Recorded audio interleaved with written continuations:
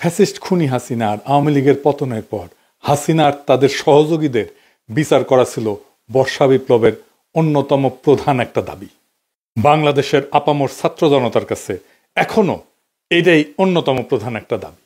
বিগত 15 বছর ফ্যাসিস্ট হাসিনার অত্যাচারের শিকার হওয়া মানুষ, গুম খুনের ভুক্তভোগীদের পরিবার, আটক অবস্থায় অত্যাচারের শিকার আহত ব্যক্তিবর্গ, বর্ষা বিপ্লবের প্রায় 1,500 শহীদের পরিবার আর 32,000 আহতদের প্রাণের দাবি একটাই, সেটা হইতেছে ফ্যাসিস্ট খুনি হাসিনা আর তার অপরাধের দোসরদের দ্রুত বিচার। হাসিনার তার খুনিরা এমন কোনো জঘন্য বিভৎস অপকর্ম নাই যেটা তারা করে নাই। গুমের শিকার ব্যক্তিদেরকে খুন করে পেট চিরে সিমেন্টের বস্তা বাইদা নদীতে ফেলে দেওয়া, হাত পা বাইদা চলন্ত বাস ট্রেনের নিচে ফেলে দেওয়া, এইটা থেকে শুরু করে এমন কোনো অপকর্ম নাই যেটা তারা করে নাই। বিপ্লবের পর এই সমস্ত জানোয়ারদের পাকড়াও করে দ্রুত বিচারের মুখোমুখি করা ছিল অন্তর্বর্তীকালীন সরকারের মূল দায়িত্ব। গতকাল প্রথম মামলার রায় হয়েছে, তাও নিম্ন আদালতে। আমরা সন্তুষ্ট। হাসিনার বিবাহবার্ষিকীর দিনে হাসিনার ফাঁসির রায় হয়েছে। এই রায় শোনার পরে রিকশাওয়ালা শুকরিয়া জানাইতেছে, 2 হাত তুলা মোনাজাত করতেছে। এর চাইতে সুন্দর দৃশ্য আর হয় না। স্বাভাবিক মানুষের মতো এদের বিয়া শাদীও হয়, কিন্তু এরা আসলে নরপশু। গুন্ডা মুজিবের ঘরে যারা বাইরে উঠছে তারা বাইসে থাকলে এমন দস্যু, দুর্বৃত্ত আর পিশাচে হবে, এর প্রমাণ হইতেছে খুনি হাসিনা। কিন্তু এই মামলার রায় কি আরো আগে আমাদের প্রাপ্য ছিল না? আরো আগে কেন আমাদের প্রাপ্য ছিল এই মামলার রায়? আসেন সেটা আমরা দেখি। বর্ষা বিপ্লবের প্রায় 1.5 বছর পরে খুনি হাসিনার মামলায় নিম্ন আদালতের রায় আসতেছে এতদিনে। তারপরে এটা আপিল বিভাগে যাবে, সেখানে ফাইল বহুদিন আটকায় থাকবে। এরপর আস্তে আস্তে আপিল বিভাগে ফাইল লাগাবে, তারপর সেটা নিয়ে আপিল বিভাগ রায় দিবে। এরপর আবার রিভিউ হবে ফাইল আটকায় রেখে। এরপর রাষ্ট্রপতির কাছে ফাইল যাবে ডেথ রেফারেন্স নিয়ে। রাষ্ট্রপতি সেই ফাইল আবার বহুদিন আটকায় রাখবে। মোদ্দা কথা, দিল্লি হনুজ দূরস্থ, মানে দিল্লি এখনো বহুদূর। এই নিম্ন আদালতের রায়ে আপনি সন্তুষ্ট হইতে পারেন, কিন্তু হাসিনার শাস্তি দেখতে হইলে আরো অনেক দিন অপেক্ষা করতে হবে। তার মানে খুনি হাসিনার বিচার সম্পন্ন হয় নাই। আবার দেখেন, ফ্যাসিস্ট হাসিনার সহচর অনেক বড় বড় খুনির বিচারে তেমন কোনো অগ্রগতি হয় নাই। যেমন ধরেন জল্লাদ কসাই জেনারেল জিয়াউল হাসান, সেনাবাহিনী, র্যাবের আরো বহুত খুনি অফিসারের কিছুই হয় নাই। এই কয়েকদিন আগে জনগণের অনেক পাবলিক প্রেশার আর হুইসের পরে যে সেনাবাহিনী 15 জনকে আদালতে হাজির করা হইলো, তাদের চাকরি পর্যন্ত এখন আছে, এগুলো যায় নাই। তাদেরকে সরকার এসি বাসে কইরা আদালতে নিয়ে যায়। হাসিনার দল আওয়ামী লীগের সাথেই কাজ করলে ওরা রাস্তার মাঝখানে এই বাস থামায়, দাঁড় করায়, গুড়ায় দিত অথবা আগুন লাগাই দিত। জাতির সাথে কত বড় কৌতুক করতেছে এই সরকার। এইসব খুনিরা এখন পর্যন্ত চাকরিতে বহাল থেকে জনগণের করের টাকায় সমস্ত সরকারি সুযোগ সুবিধা, বেতন ভাতা পাইতেছে। কত বড় ফাজলামি! সালমান এফ রহমান থেকে শুরু কইরা অন্য সবাই, এই শাহজাহান বলেন, আনিসুল বলেন, সবাই জেলে এসি লাগায়, নিজের কামরাতে নিজের বাসা থেকে খাবার আনে, তারপরে খায়। এসি লাগানোর কথাটা জয়নাল আবেদিন ফারুক কইছে, শুনেন। রুহুল কবির রিজভী আহমদ মাটিতে শুয়ে থাকছিল জেলখানায়, আর এখন সালমান এফ রহমান নাকি তার রুমের মধ্যে এসি লাগাইছে। সালমান এফ রহমানের খাওয়া নাকি গুলশান থেকে যায়। হাসিনার বহুত বড় বড় সহযোগী যারা আজকে দেশের বাইরে যে অন্তর্ঘাত চালাইতেছে, এই ওয়াকারের প্রত্যক্ষ সহযোগিতায় 5 আগস্টের পর দেশ থেকে পালাই গেছে। ওবায়দুল কাদের, আরাফাত, আসাদুজ্জামান খান কামাল, ডিবি হারুন, জেনারেল মজিব, এরকম অসংখ্য নাম আছে। এরা আবার পালায় যাওয়ার পর বাংলাদেশের ব্যাংক থেকে, কলকাতা থেকে কোটি কোটি টাকা ফান্ড পর্যন্ত ট্রান্সফার করেছে। ডেল্টাগ্রামে আসছে না নিউজ। এরা কিভাবে পালায় গেল, আর সেই ব্যাপারে ওয়াকার আর সরকারের উপদেষ্টা মন্ডলীর দায়িত্ব কি ছিল, সেটা নিয়ে ভবিষ্যৎ বাংলাদেশে একদিন বিচার হবে। জেনারেল মুজিব যে ওয়াকারের জিম্মা থেকে পালায় গেল, কারো কোনো শাস্তি হয়েছে? হয় নাই। ওয়াকার উপদেষ্টা মন্ডলী, প্রফেসর ইউনূস একজনও রেহাই পাবে না কিন্তু জাতির সাথে বেইমানি করার জন্য। এই অপদার্থতার জবাব দিতে হবে। এবার আসি বিচার নিয়ে। এই বিচার নিয়ে আমরা কতটুকু সন্তুষ্ট হইতে পারি? পশ্চিমা বিশ্বের 2 ধরনের আইন ব্যবস্থা প্রচলিত। একটাকে বলে সিভিল ল, আর একটা হচ্ছে কমন ল। সিভিল ল এর উৎপত্তি এই কন্টিনেন্টাল ইউরোপে, কমন ল এর উৎপত্তি ইংল্যান্ডে। ইন্ডিয়া, পাকিস্তান, বাংলাদেশ সহ এই উপমহাদেশ English common law tradition follow করে আইনের ব্যাপারে। কিন্তু বাঙ্গু তো ভালো যে জিনিসই পাবে সেটার আগে পচায় ফেলবে, গু বানায় ফেলবে। কিভাবে পচায় ফেলছে সেটার কিছু উদাহরণ দিই। এই কমন ল, ইংলিশ কমন লর একটা মূল ফিলোসফি বা ম্যাক্সিম হইতেছে জাস্টিস ডিলেড, জাস্টিস ডিনাইড। দেরিসে বিচার মানে ইনসাফ না করা। এটা লিবারাল ইংলিশ স্টেটসম্যান উইলিয়াম গ্ল্যাডস্টোনের একটা উক্তি। যে কোনো বিচার প্রক্রিয়া যদি দীর্ঘায়িত হয় তাহলে সেটা ভুক্তভোগী এবং আসামি দুই পক্ষের জন্য বিশাল অন্যায়, অনেক বড় অন্যায়। কিরকম অন্যায়? ধরেন একজন ভুক্তভোগী যে কোনো ধরনের অপরাধের শিকার হইয়া বিচার চেতে গেল, সেই বিচারের ফলাফল তখনই তার জন্য অর্থবহ হবে যদি সেটা খুব দ্রুত পাওয়া যায়। এই জন্য ইংলিশ লতে একটা টার্ম আছে, সুইফট জাস্টিস। একজন খুন, ধর্ষণ বা ডাকাতির শিকার ভুক্তভোগী বা তার পরিবার যদি অপরাধ সংঘটিত হওয়ার 15 থেকে 20 বছর পর বিচারের রায় পায় আর তারপর সেটা কার্যকর হয়, তাইলে এই বিচার একদম মূল্যহীন, এটার মূল্য শূন্য। পৃথিবীর যে কোনো জুডিশিয়াল ফিলোসফিতে, সেটা প্রাচ্য হোক পাশ্চাত্য হোক, কোথাও এটাকে সমর্থন করা হয় না। পাশ্চাত্যের কমন ল, মুসলমানদের শরিয়া, ইহুদিদের তাওরাত আর তালমুদ, বিশ্বের সমস্ত লিগাল ফিলোসফিতে বিচার প্রক্রিয়া দীর্ঘায়িত করাকে অত্যন্ত নেতিবাচক হিসেবে দেখা হয় এবং এটাকে ভুক্তভোগীর অধিকার হরণ হিসেবে গণ্য করা হয়।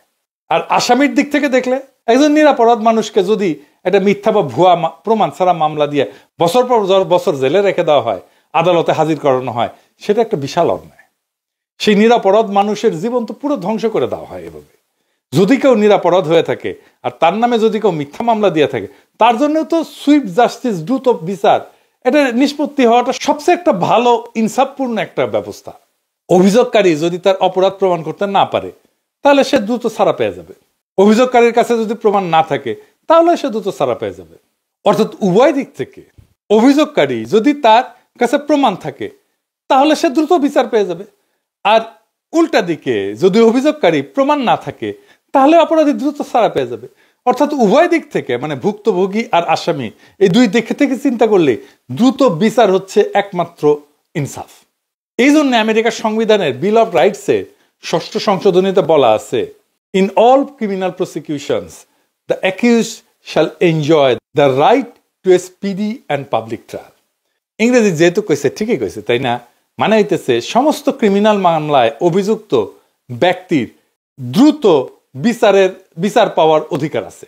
বিচার প্রক্রিয়া এটা যদি না করা হয় তাহলে তার মৌলিক অধিকার খর্ব হইতেছে। এই জন্য রাষ্ট্রই দায়ী থাকবে। তাহলে এখন আসেন, স্পিডি ট্রায়াল কাকে বলে? আমেরিকার Congress speedy trial act 1974 pass করে, যেখানে তারা স্পিডি ট্রায়ালকে সংজ্ঞায়িত করছে।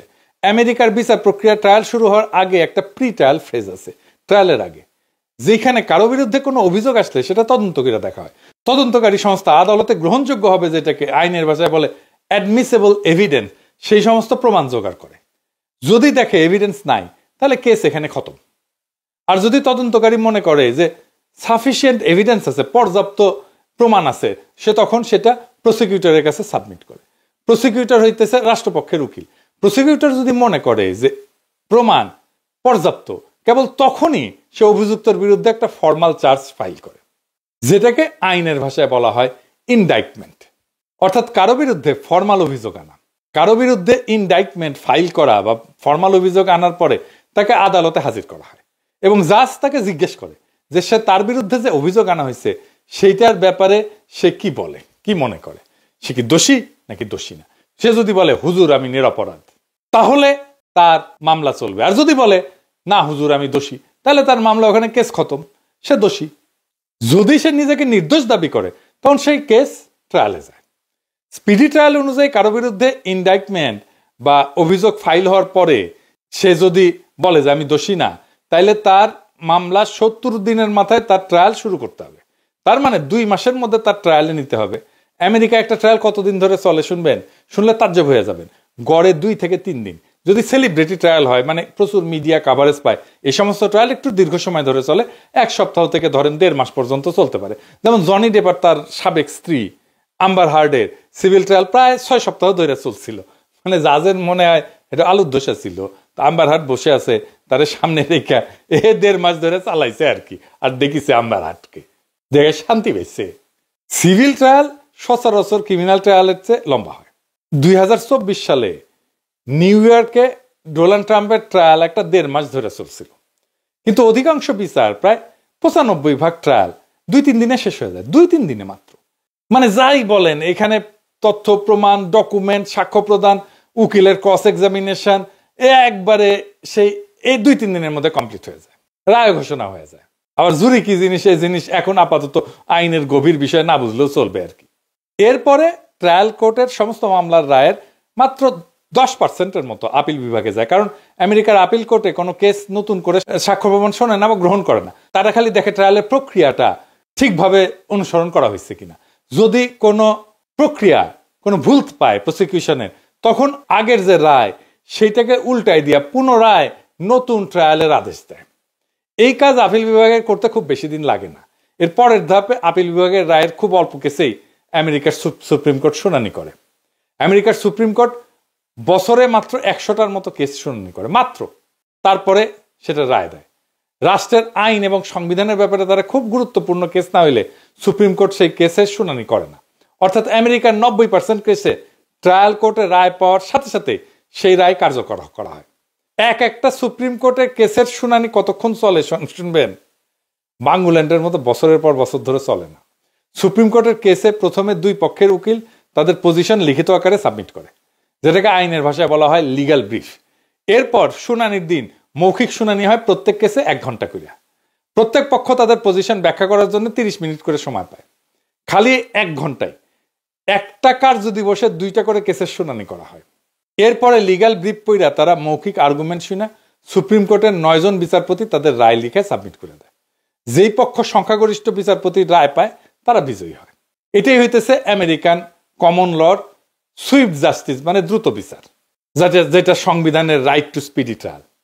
আমাদের বাংলাদেশে কি হয় শুনবেন? আপনারা তো প্রত্যেকে জানেন, তাও কই।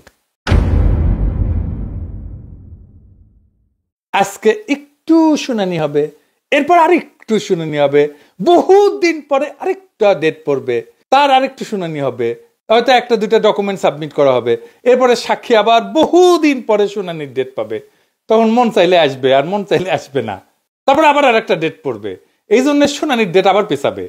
এইভাবে করতে করতে করতে করতে করতে করতে বছরের পর বছর পার হয়ে যায়। এরপর বাংলাদেশের নিম্ন আদালতে একটা রায় আসে দ্রুত বিচার আইনে। এখানে কিন্তু সব মামলা যায় না, সেইখানে কম করে হইলেও 30 কার্য দিবস লাগে, মানে 1.5 মাস। যেই মামলা আমেরিকা 2-3 দিনে শেষ করতে পারে বিচার, সেই মামলা কেন বাংলাদেশের 1.5 মাস লাগবে? এরপর হাইকোর্টে যায়, সাক্ষ্য প্রমাণ আবার শুনানি হয় প্রথম থেকে, সেটা তো বছরের পর বছর চলে। এরপর সুপ্রিম কোর্টে আপিল বিভাগে হাজার হাজার কেস যায়, এখানেও বছরের পর বছর অতিবাহিত হয়, সব কেসের শুনানি হয়, এখানে ফাইল আটকায় থাকে। আমাদের দেশে পুরা বিচার ব্যবস্থায় একটা আগাগোড়া সংস্কার দরকার। এখন যেটা আছে এটা একটা প্রহসন, পুরা কমলাকান্তের দপ্তর। এই সংস্কার যারা করতেছে সংস্কার এদের দিয়ে হবে না। ঐক্যমত কমিশন আর প্রফেসর ইউনূসের সংস্কার কমিশন তাদের বিচার বিভাগ সংস্কারে কি বাচাল ঘোলার ডিম প্রস্তাব দিছে, সেটা অন্য একদিন এপিসোডে ব্যাখ্যা করবো নি আর একদিন। তো মামলার জট কত দেখেছেন? আমেরিকা একজন জাজ বছরে 250টা মামলার নিষ্পত্তি করে। বাংলাদেশে একটা জাজ বছরে নাকি নিষ্পত্তি করে 971টা মামলা, তার মানে দিনে 4টা মামলা। এটা কি আপনি বিশ্বাস করেন? এই ডেটা ঠিক আছে? আমি জানি না, ডেটা খুঁজে পাইনি, নিউজ করছে সেইটা থেকে আমি কইলাম, পত্রিকার নিউজ, আমি ব্যানে করছি না। মানে প্রত্যেক কার্য দিবসে 4টা করে মামলার নিষ্পত্তি করছে। আপনাদের বিশ্বাস হয়? আমার হয় না বিশ্বাস। তো আমাদের দেশে এই বিচার ব্যবস্থার এরকম একটা হজবড় হসপস একটা অবস্থা কেন? কারণ আমাদের সুশীল প্রগতিশীলরা বিচারের প্রক্রিয়াকে দীর্ঘায়িত করাকেই সুবিচার বলে মনে করে। পন্দের আলো বলেন, দিল্লি স্টার বলেন, এই পত্রিকায় বছরের পর বছর এরাই বিভিন্ন কলাম মতামত লিখে এই বয়ান তৈরি করছে, মতি মাহমুদ জিব্বা বের করে তাদেরকে প্রমোট করছে। এই সমস্ত বোকাজোদাদের কাছে কেসের সাক্ষী, তথ্য প্রমাণ গুরুত্বপূর্ণ না, এদের কাছে গুরুত্বপূর্ণ হচ্ছে বছরের পর বছর ধরে বিচার চলতেছে কিনা। এদেরই তারা সুবিচার বলে। এমনকি প্রফেসর ইউনূসও ফ্যাসিস্ট খুনিদের বিচার নিয়ে একই কথা বলছে যে অপরাধের বিচার তাৎক্ষণিকভাবে করলে সেটা নাকি সুবিচার হয় না। দেখেছেন? এমনকি সালাউদ্দিন সাহেবও বলছে যে এটা তাড়াহুড়া করলে এটা সুবিচার হবে না, সে আবার লয়ার করে। সংস্কার, বিচার এবং নির্বাচন কোনোভাবেই এটা মিউচুয়ালি ইন্টারডিপেন্ডেন্ট নয়। সংস্কার মতো চলবে, এটা কন্টিনিউয়াস প্রসেস। বিচারে কখনো টাইম লিমিট করা যায় না, ও বিচার হবে তাহলে সেটা চলবে, যে গভর্নমেন্টই আসুক। তো এরকম আবাল মার্কা স্টুপিড তত্ত্ব এরা কই থেকে পাইল? এই এপিসোডের প্রথমে ব্যাখ্যা করছি পৃথিবীর কোন লিগ্যাল আইনের দর্শনে এই ধরনের আবাল মার্কা কথা নাই, এবং বিচার প্রক্রিয়া দীর্ঘায়িত হওয়াকে বাদী বিবাদী দুই পক্ষেরই অধিকার হরণ হিসাবে দেখা হয়। বাঙ্গু সুশীল, পন্দের আলো, দিল্লি স্টার, মতি মাহফুজ, জুতমানের সমস্ত ফ্যাসিস্ট দালাল, মানবাধিকার কর্মী, সুলতানা কামাল, এই থেকে শুরু করে যতগুলো আছে সবাই বিচার ব্যবস্থার এই হজবরল অবস্থার জন্য দায়ী। বাঙ্গু প্রগতিশীলরা যে মানবাধিকারের মুখোশের পিছনে কত বড় আসল এইটার একটা উদাহরণ দিই। আইন এবং সালিশ কেন্দ্র ভারতীয় বাঙ্গু প্রগতিশীলদের একটা বড় আড্ডাখানা। এটা প্রতিষ্ঠাতা হইতেছে ভারতের দালাল মূর্খসোদা রেহমান সোবহানের প্রথম বউ সালমা সোবহান। এখন এটার চেয়ারপারসন হইতেছে ধ্বজভঙ্গ বুইরা জেরাই খান পান্না, এক নম্বরের চেতনাজীবী ফ্যাসিস্ট হাসিনার 5 আটা কুত্তা। এই হারামজাদা বুইরা কি বলছে শুনবেন? সে বলছে জুলাই আন্দোলনের মাত্র 2000 মানুষ মারা গেছে, যদি 1000 লোকও মারা যাইতো তাও এইটা 71-এর 30 লক্ষের সাথে কিছুই না। বুঝেছেন? কিছুই না। শুনেন, 30 লক্ষ মানুষের রক্তের দাম বেশি না 2000, 3000, ইভেন যদি আমি বলি যে 1 লক্ষ মানুষ, যে কোনো হত্যার বিচার হওয়া উচিত। কিন্তু 30 লক্ষ মানুষ, 2 লক্ষ মা বোনের ইজ্জত নিয়ে 71-এ যে দেশটা স্বাধীন হয়েছে তার সাথে তুলনা কারো চল না। ওরে ব্যাংকের চেকের মতো। এক লোক গেছে যে লিখিছে, তো চেক দিছে, তো চেক পড়ে কয় এটা কি দিছেন? তো কয় কেন, আমি যা লিখেছি লিখেই দিছি। তো কয় আপনি লিখেছেন 5000 টাকা, কিছুই না, এটা কি কোনো কথা হইলো? তো কয় কি কম বলেন, এর আগে একজনের চেক দিছে, লিখছে 1 লাখ টাকা মাত্র। তো 1 লাখ টাকা যদি মাত্র হয় তাহলে 5000 টাকা তো কিছুই না। তো ওই রকম এই জেরাই খান পান্না কইতেছে এই 2000 মারা গেছে, এটা নাকি কিছুই না। এবার বিশ্বে কয়েকটা বিচারের উদাহরণে আসি। দ্বিতীয় বিশ্বযুদ্ধের সময় 1940 সালে ফ্রান্স জার্মানির কাছে আত্মসমর্পণ করলে ফ্রান্সের বয়স্ক মার্শাল ফিলিপ পেতার নেতৃত্বে নতুন সরকার গঠিত হয়, মানে যেটা জার্মানিদের রাজাকার আর কি, বুঝছাও? যেই রেজিমকে, যে শাসন সময়কে ভিসি বলা হয়। ভিসি ফ্রান্স মানে ভিসি বলে একটা শহর আছে ফ্রান্সে। ওই যখন জার্মানিরা দখল করে তখন ভিসি শহরে রাজধানী বানাইছিল, ওই সময়টাকে বলা হয় ভিসি রেজিম। তো এই মার্শাল পেতা যে রাজাকার ছিল আর কি ফ্রান্সে, জার্মানির রাজাকার, সে প্রথম বিশ্বযুদ্ধে ফরাসি বাহিনীর সর্বাধিনায়ক ছিল। মিত্রবাহিনী বিজয়ের পর চার্লস দ্য গল ফ্রান্সের অন্তর্বর্তীকালীন সরকারের প্রধান হইলে নাজি জার্মানির সাথে কোলাবোরেশনের জন্য, দালালির জন্য ভিসি সরকারের বিচার শুরু করে। মার্শাল পেতাকে ট্রায়ালে নেওয়া হয়, এবং সেই ট্রায়াল কতদিন চলে জানেন? 1945 সালের 23 জুলাই থেকে 15 আগস্ট, মানে 24 দিন। মাত্র 24 দিনে বিচারের রায় পেতার মৃত্যুদণ্ড হয়। মৃত্যুদণ্ড দেয়নি পরে, কারণ মার্শাল পেতার দেশের প্রতি আগের অবদানের কথা স্মরণ করে চার্লস দ্য গল তার মৃত্যুদণ্ডকে যাবজ্জীবন কারাদণ্ডে মওকুফ করছিল, এবং রায় কার্যকর করা হয়। বিচার শুরু করতেও খুব বেশি দিন লাগে নাই। জার্মানি আত্মসমর্পণ করে 1945 সালের 7ই মে। যুদ্ধ শেষ হওয়ার 2 মাসের মধ্যে পেতার ট্রায়াল শুরু হয়ে যায়। আর আমাদের এখানে তো 1.5 বছর হয়ে গেল, কেবলমাত্র একটা রায় আসছে, তাও সেটা আরো বছর ঘুরবে। আমাদের এতদিনে অন্তত কয়েকটা কসাই, যেমন জিয়াউল হাসানকে তো বিচারে শেষ করে রায় কার্যকর করে দেওয়া যেত, ঝুলাই দেওয়া যেত। বাংলাদেশে যে এইরকম হয় নাই তা কিন্তু না, বাংলাদেশে এরকম বিচারের নজির আছে। কিন্তু 2006 সালের অক্টোবরে বিএনপি পদত্যাগ করে ইয়াজউদ্দিনের হাতে তত্ত্বাবধায়ক সরকারের দায়িত্ব দেয়। 1/11 হয়। 11 জানুয়ারি 2007 সালে ভারতের দালাল ওই যে ঘোড়া মহিউদ্দিন আছে না, ঘোড়ানি ছিল কুকরে, তারপরে বাংলা ভাই আর শায়েক আব্দুর রহমানের বিচার শেষ কইরা সব file high court supreme court clear কইরা 30 মার্চ 2007 সালে কুলাঙ্গার মঈনের করার 2 মাসের মধ্যে তাদেরকে ফাঁসি দিয়ে দেওয়া হয়। মানে বাংলাদেশের প্রচলিত আইনও সুইফটলি বিচার করা যাইতো যদি সরকারের সদিচ্ছা থাকতো। এখন হাসিনা বিরুদ্ধে রায় হয়েছে, কিন্তু হাসিনা তো বন্দী নাই। রায় হইলেও কার্যকর করা যাবে কি? ইন্ডিয়া তো তারা দিবে না। যারা বন্দী তাদের রায় দিয়ে এখন কার্যকর করা উচিত না? ঠিক আছে, হাসিনারটা হয়েছে, কিন্তু যারা বন্দী তাদের তো রায় দিয়ে কার্যকর করা যায়। যে জিয়া খুনি, জিয়ার তো রায়টা কার্যকর করা যায়, তাহলে তো শান্তি পাওয়া যাইতো যে কিছু একটা হয়েছে। নুরেমবার্গ ট্রায়ালে দ্বিতীয় বিশ্বযুদ্ধের পরে 10 মাসে 24 জনের বিচার করছিল নাজি অফিসার। বাংলাদেশের সাথে ভারতের অপরাধী প্রত্যাবর্তন চুক্তি আছে, হাসিনাকে ভারত ফেরত দিতে বাধ্য, কিন্তু বাংলাদেশ কি বাধ্য করতে পারবে? হাসিনাকে না ফেরত দিলে কার লাভ? আসেন এটা একটু বুঝে দেখি। একজন দণ্ডপ্রাপ্ত আসামি যদি রায়ের পর বিদেশে পালায় যায়, তাহলে আন্তর্জাতিক আইনে এটাকে বলা হয় কনসাসনেস অফ গিল্ট, অর্থাৎ দোষী মানসিকতার প্রমাণ। বহু কমন ল ব্যবস্থায় তাকে বলা হয় ফিউজিটিভ ফ্রম জাস্টিস, এবং আদালত চাইলে আপিল শুনতেও অস্বীকৃতি জানাইতে পারে। এটাকে বলা হয় ফিউজিটিভ ডিসএন্টাইটেলমেন্ট ডক্ট্রিন। ফলে রায়ের বৈধতা না, বরং আসামির অবস্থানই দুর্বল হয়। ইন্টারপোলের যদি রেড নোটিশ হয়, এও বলা আছে বিচার আদালতে বিদেশে পালায় থাকা ব্যক্তি হইল ইন্টারন্যাশনালি ওয়ান্টেড ফিউজিটিভ। অর্থাৎ আদালত যদি ন্যূনতম ফেয়ার ট্রায়াল মান বজায় রাখে, তাহলে রায়ের বৈধতা অটুট থাকে, বরং আসামি পালায় গেলে রায় আরো শক্ত অবস্থানে দাঁড়ায়। তখন রাজনৈতিক এবং আইনি উভয় ভাষায় প্রশ্নটা পরিষ্কার, বিচার তো খোলা ছিল, পালাইছে কে, আদালত না আসামি? মানে হাসিনার দলের লোকজন কোনো আর্গুমেন্ট আনতে পারতেছে না কেন? কারণটা হইতেছে হাসিনা আসেনি কেন, বিচারের সামনে দাঁড়ায়নি কেন?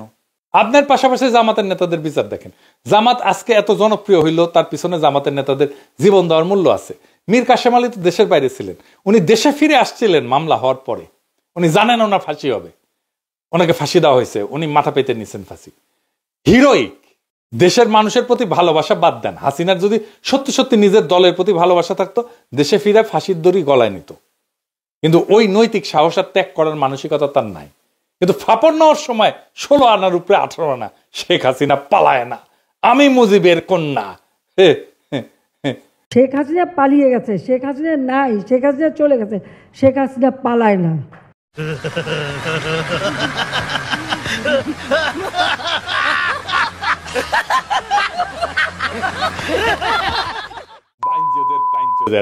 ভীরুর ডিম একটা, অপদার্থ, ভীতু, কাপুরুষ। এই যে মামলায়, এই মামলায় কি কি অর্জন হয়েছে? মামলার রায় আওয়ামী লীগ ঠাসি গেছে কেমন দেখেছেন?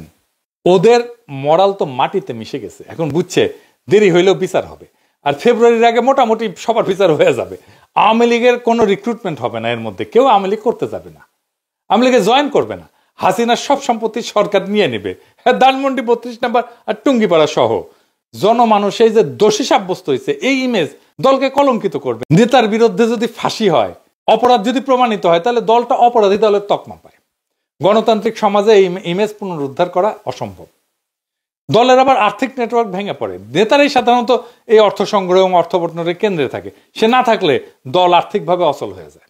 ভয় এবং অনিশ্চয়তায় তৃণমূল ছত্রভঙ্গ হয়ে যায়। রায়ের পরে তৃণমূল কর্মী ভাবে নেতারই এই অবস্থা, আমাদের কি হবে? ফলে তারা দল ছাড়ে, আত্মগোপনে যায় অথবা নীরব থাকে। দেখছেন তো ফাঁসির পরে ওদের হইচই কমে গেছে না? এই রায়ের পরে দল নৈতিক কর্তৃত্ব হারায়, দল আর নৈতিক রাজনীতি করার দাবি তুলতে পারে না। এই শূন্যতা দীর্ঘমেয়াদী পতন আনে। হাসিনা পরিবারে যারা বিদেশে আছে না, তারাই অপমান অপদস্থ হবে সারা দুনিয়ায়। হাসিনার ফাঁসি হয়েছে, আর ইংল্যান্ডের পত্রিকা টেলিগ্রাফ লিখতেছে টিউলিপের আন্টির ফাঁসি হয়েছে, দেখেছেন? এখন কইতে পারেন জামাতের মূল নেতার তো ফাঁসি হয়েছে, জামাত তো ধ্বংস হয়নি। কেন হয়নি আসেন এটা বুঝে দেখি। জামাত ধ্বংস হয়নি কারণ এটা কোনো ব্যক্তি কেন্দ্রিক রাজনৈতিক দল না, একটা ইডিওলজি বা আদর্শ ভিত্তিক একটা ক্যাডার চালিত সংগঠন। এদের শক্তি আসে কাঠামোগত শৃঙ্খলা থেকে এবং এর স্তর ভিত্তিক নেতৃত্ব থেকে, এবং এদের দীর্ঘমেয়াদী ক্যাডার তৈরি একটা ধারাবাহিকতা আছে। সেখানে একজন নেতা বাদ পড়লে সঙ্গে সঙ্গে বিকল্প নেতৃত্ব তৈরি হয়ে যায়।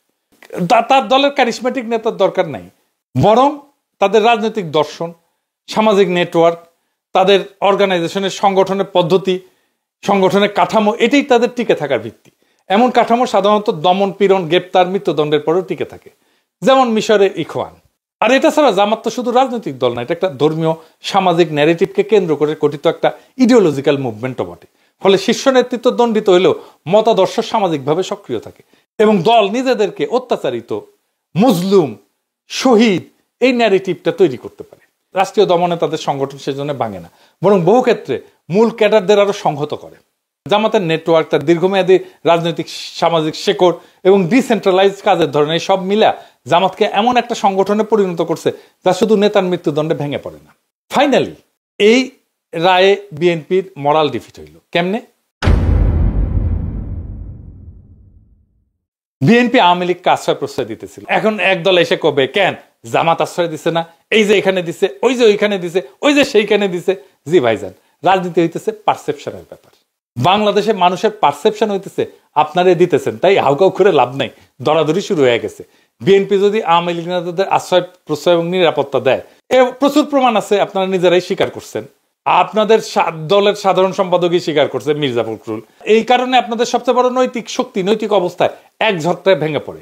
15 বছরের গুম খুন দুর্নীতি স্বৈরশাসনের বিরুদ্ধে যে ন্যায় বিচারের দাবি নিয়ে বিএনপি আন্দোলন করছে, সে দাবি তখন বিশ্বাসযোগ্য থাকে না।